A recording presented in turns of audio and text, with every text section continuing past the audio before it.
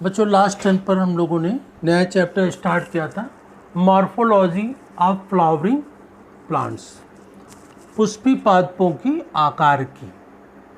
जो flowering plant होते हैं, पुष्प वाले पौधे होते हैं जिनमें कि पुष्प होते हैं, उनमें जो भाग होते हैं, जड़, तना, पत्ती, फल, फूल, बीज, उन सब के बारे में अलग अलग पढ़ना है। ये हम लोगों ने लास्ट टर्न पर डिस्कस किया था। अब उसी के आगे सबसे पहला टॉपिक स्टार्ट करते हैं जड़ से, रूट या जड़ से। अब पौधे का विकास किससे होता है? बीजों से होता है। बीज से दो चीज़ें निकलती हैं, तना और जड़, स्टेम एंड रूट दोनों निकलते हैं। तो हम लोग पहले कैसे पढ़ते हैं? जड़ के बारे में। तो बीजों से जड़ और तना दोनों निकलते हैं। तो जड़ का विकास बीज के किस भाग से होता है? जड़ का विकास बीज के रेडिकल से होता है या मूलांकुर से, हिंदी में कहते हैं मूलांकुर से। बीज के मूलांकुर से जड़ों का विकास होता है। और जो जड़ें विकसित होती हैं तो उनमें जो पहले जड़ें निकलती हैं उनको प्राइमरी रूट्स या प्राथमिक जड़ें कहते हैं। प्राइमरी रूट्स या प्राथमिक जड़ें कहते हैं। और फिर इन जड़ों से दूसरी और जड़ें निकलती हैं तो उनको सेकेंडरी रूट्स या द्वितीयक जड़ें कहते हैं। और फिर इन सेकेंडरी से फिर और जो जड़ें निकलती हैं तो उनको टर्सरी रूट्स या तृतीयक जड़ें कहते हैं। और इसी प्रकार से तृतीयक से चौथी, पांचवी, इसी तरह निकलती रहती है, उनका विस्तार होता रहता है, बढ़ती रहती है। तो इस प्रकार से इनमें जड़ों का प्राइमरी, सेकेंडरी, टर्सरी, प्राथमिक, द्वितीयक, तृतीयक जड़ों का विकास होता रहता है। अब इसमें मैंने बताया था कि फ्लावरिंग प्लांट्स को किस समूह में रखा गया है? एंजियोस्पर्मिक प्लांट या आवृतबीजी पौधे। और आवृतबीजी पौधों को दो भागों में बांटा गया, डाइकॉट, मोनोकॉट, एक बीजपत्री और द्विबीजपत्री। तो डाइकॉट या द्विबीजपत्री में जड़ें कैसी होती हैं? टैप रूट होती है, या हिंदी में इसको कहते हैं मूसला जड़ें होती हैं। टैप रूट या मूसला जड़ें होती हैं। और मोनोकॉट या एक बीजपत्री में कैसी जड़ें होती हैं? झकड़ा जड़ें होती हैं या फाइब्रस रूट्स होती हैं। बहुत महीन महीन होती हैं और आपस में उलझी रहती हैं, तो इन्हें झकड़ा जड़ें कहते हैं या फाइब्रस रूट्स कहते हैं या एडवेंटिशियस रूट्स कहते हैं। एडवेंटिशियस मतलब कि अपस्थानिक जड़ें होती हैं। तो एक बीजपत्री में फाइब्रस रूट या एडवेंटिशियस रूट्स होती हैं, झकड़ा जड़ें या अपस्थानिक जड़ें होती हैं, और द्विबीजपत्री या डाइकॉट में टैप रूट होती है। जो टैप रूट होती हैं, मूसला जड़ें होती है डाइकॉट में, इसमें मुख्य जड़ तो बहुत मोटी होती है जो सबसे पहले निकलती है, फिर उसकी शाखाएं बहुत पतली पतली होती है।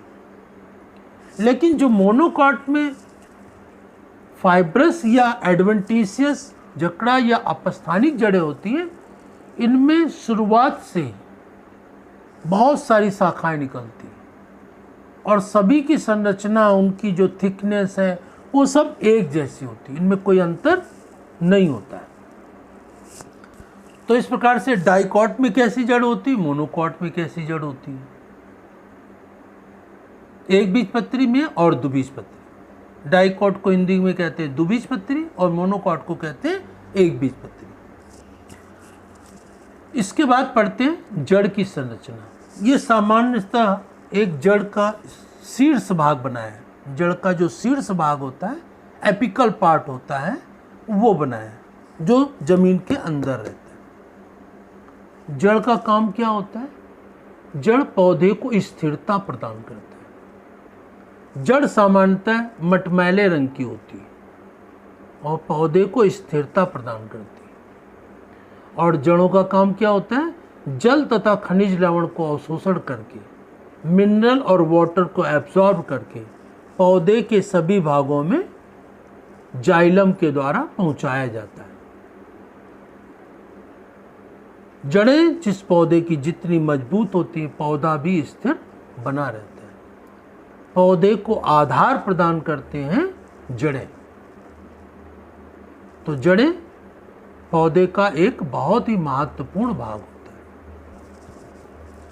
अब जड़ों को विकास के आधार पर, संरचना के आधार पर हम 3 भागों में बांटते हैं। तो पहले देखें, जो जड़ का ये एपिकल पार्ट होता है, बिल्कुल शीर्ष वाला भाग जो जमीन के अंदर होता है, सबसे आगे होता है जमीन के अंदर। तो शीर्ष में, जड़ों का जो शीर्ष भाग होता है, उसमें चारों तरफ ये ऐसी एक गोल टोपी के आकार की या कैप के आकार की रचना होती है, जिसे रूट कैप या मूल गोप कहते हैं। ये क्या है? रूट कैप या मूल गोप। ये मूल गोप का क्या काम होता है? जड़ें जब जमीन के अंदर वृद्धि करती हैं, आगे की तरफ अंदर बढ़ती हैं, तो जड़ों को मिट्टी से, रगड़ से बचाते हैं। क्योंकि अगर जो रूट कैप नहीं होगा, मूल गोप नहीं होगा, तो जो जड़ों का आगे वाला हिस्सा आगे बढ़ रहा है, वो मिट्टी की रगड़ से क्षतिग्रस्त हो जाएगा। इसलिए ये रूट कैप जड़ों की रक्षा करता है। जो शीर्ष भाग होता है उसकी रक्षा करता है। अब दूसरा पार्ट आता है जो जड़ों का, ये तो रूट कैप हो गया बाहर की तरफ। अब इसमें जड़ों का जो सबसे आगे वाला भाग होता है, नुकीला भाग होता है, वहां पर मेरिस्टेमेटिक टिश्यू होते हैं, विभाज्योतकी ऊतक होते हैं। विभाज्योतकी ऊतक मतलब कैसे ऊतक होते हैं?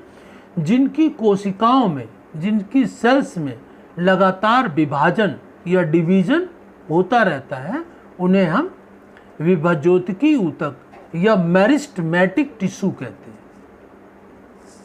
तो ये सबसे आगे का भाग है जहां पर लगातार कोशिकाएं, नई सेल्स बनती रहती हैं। तो इस भाग को कहते हैं रीजन ऑफ मेरिस्टेमेटिक एक्टिविटी, या हिंदी में इसको कहते हैं वृद्धि प्रदेश। वृद्धि प्रदेश कहते हैं, इंग्लिश में कहते हैं रीजन ऑफ मेरिस्टेमेटिक एक्टिविटी। यहाँ पर विभाज्योतकी ऊतक होते हैं, मेरिस्टेमेटिक टिश्यू होते हैं, जिनकी कोशिकाओं में, सेल्स में लगातार डिवीजन, विभाजन होता रहता है, जिससे कि ये जड़ें अंदर की तरफ वृद्धि करती चली जाती है। तो सबसे पहला पार्ट ये नीचे का वृद्धि प्रदेश या रीजन ऑफ मेरिस्टेमेटिक एक्टिविटी। इसी के ठीक ऊपर का भाग क्या होता है? Region of elongation. Region of elongation को कहते हैं दीर्घीकरण प्रदेश, हिंदी में कहते हैं। दीर्घीकरण प्रदेश क्या होता है? जहां पर कोशिकाओं का आकार बड़ा होता है। जहां उत्पन्न हुई वहां तो आकार छोटा रहेगा, मेरिस्टेमेटिक रीजन में, विभाज्योतकी रीजन में। और इसके ऊपर का भाग क्या है? Region of elongation. यहाँ कोशिकाएं आकार में धीरे धीरे बड़ी होती जाती हैं, इनका आकार बड़ा होता है।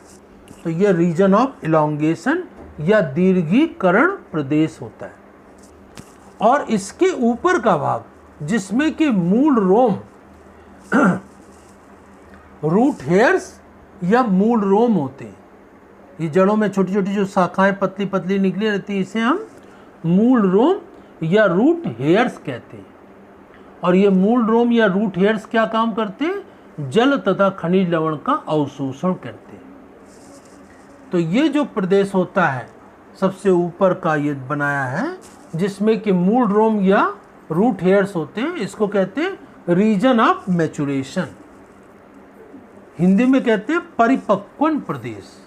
परिपक्वन प्रदेश मतलब कि यहाँ पर कोशिकाएं या सेल्स पूर्ण रूप से विकसित हो जाती है, इनके सभी भाग पूर्ण रूप से विकसित हो जाते हैं। इसीलिए इसको हम परिपक्वन प्रदेश या मैचुरेशन क्षेत्र कहते हैं, रीजन ऑफ मैचुरेशन या परिपक्वन प्रदेश। तो इस प्रकार से जड़ों के 3 भाग होते हैं। सबसे अगला भाग जो शीर्ष में जमीन के अंदर रहता है, नुकीला भाग सबसे आगे, वहाँ पर रूट कैप या मूल गोप होती है जो जड़ों की वृद्धि के समय रक्षा करती है। इसमें जड़ों का शीर्ष भाग जो होता है वो विभाज्योतकी भाग होता है, जहाँ पर नई कोशिकाओं का विभाजन लगातार होता रहता है और जड़ें आगे की तरफ बढ़ती रहती हैं। इसी के ठीक पीछे का भाग वृद्धि प्रदेश होता है, यह दीर्घीकरण प्रदेश होता है। दीर्घीकरण, यहाँ कोशिकाओं के आकार में वृद्धि होती है, आकार बड़ा होता चला जाता है। और उसके ठीक पीछे का भाग रीजन ऑफ मैच्योरेशन होता है या परिपक्वन प्रदेश होता है, जहाँ की कोशिकाएं पूर्ण रूप से विकसित हो जाती है। और यहाँ पर मूल रोम या रूट हेयर्स होते हैं, पतली पतली रोम के समान संरचनाएं होती हैं जो जल तथा खनिज लवण का अवशोषण करती है और पौधों को जल और खनिज लवण की सप्लाई यहीं से जाइलम के द्वारा होती रहती है। तो इस प्रकार से ये जड़ों किस पौधे में, एक बीजपत्री में, द्विबीजपत्री में जड़ें किस प्रकार की होती हैं और जड़ों का विकास बीज के किस भाग से होता है, मूलांकुर से होता है। और जड़ों की सामान्य संरचना कैसी होती है वो हम लोगों ने आज डिस्कस कर लिया। अब इसी के बाद जो जड़ में कई परिवर्तन भी होते हैं, रूपांतरण भी होते हैं, मतलब जड़ों का रूप बदलता है एक रूप से दूसरे में। तो जड़ों में जो रूपांतरण होते हैं, मॉडिफिकेशंस होते हैं, उनके बारे में डिटेल से हम लोग कल डिस्कस करेंगे। मॉडिफिकेशन या जड़ों में रूपांतरण। आज ये संरचना जो पढ़ाई है इसको फेयर कॉपी में नोट करेंगे और ध्यानपूर्वक इसको समझेंगे। धन्यवाद।